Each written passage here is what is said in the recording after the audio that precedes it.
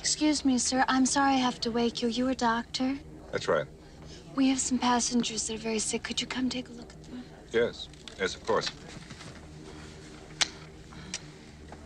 Let me see your tongue.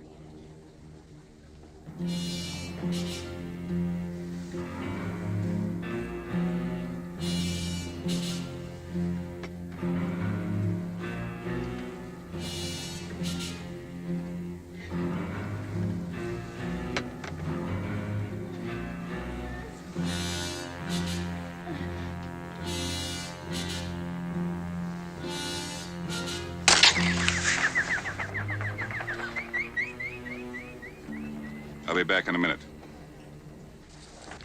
You'd better tell the captain we've got to land as soon as we can. This woman has to be gotten to a hospital. A hospital? What is it?